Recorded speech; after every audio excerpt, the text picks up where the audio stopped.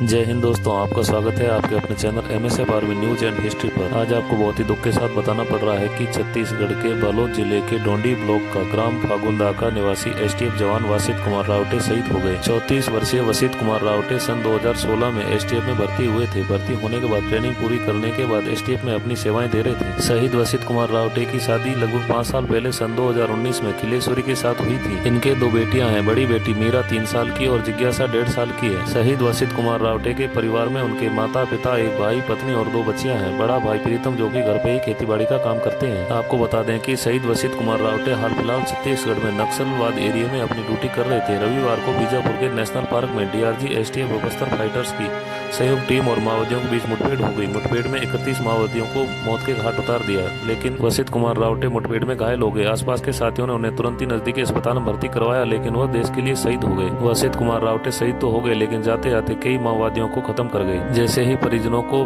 वसित कुमार रावटे के शहीद होने की सूचना मिली तो पूरे गांव में और परिवार में मातम छा गया। गांव में शोक की लहर दौड़ पड़ी। सोमवार को वसित कुमार रावटे का पार्थिव देह शरीर हेलीकॉप्टर से आदमाबाद के पास हेलीपैड पर लाया गया। हेलीकॉप्टर से पार्थिव देह शरीर को उतारने के बाद सेना के फूलों से सजे सैन्य वाहन में पार्थिव देह शरीर को रखा गया और उनके पैतृक गांव फागुंदा के लिए रवाना किया गया। जैसे ही शहीद का पार्थिव देह शरीर उनके पैतृक गांव फागुंदा पहुंचा तो आसपास से गांव से लोगों की भीड़ उमड़ पड़ी और वसित कुमार रावटे अमर रहे के नारे लगाने लगे। जैसे ही शहीद का पार्थिव देह शरीर उनके घर पे पहुंचा तो शहीद की पत्नी खिलेश्वरी और माता देव की बाई का रो रो कर बुरा हाल हो रहा था। पार्थिव देह शरीर को अंतिम दर्शन के लिए उनके घर में रखा गया। अंतिम दर्शन हो जाने के बाद पार्थिव देह शरीर को तिरंगा यात्रा निकालकर मोक्ष धाम तक ले जाया गया। मोक्ष धाम पर पहुंचने के बाद पार्थिव देह शरीर को सैन्य टुकड़ी द्वारा गार्ड ऑफ ऑनर देकर सैन्य सम्मान के साथ अंतिम विदाई दी गई और 3 साल की बेटी ने मुखाग्नि दी और हमेशा हमेशा के लिए पंच तत्व में विलीन हो गए।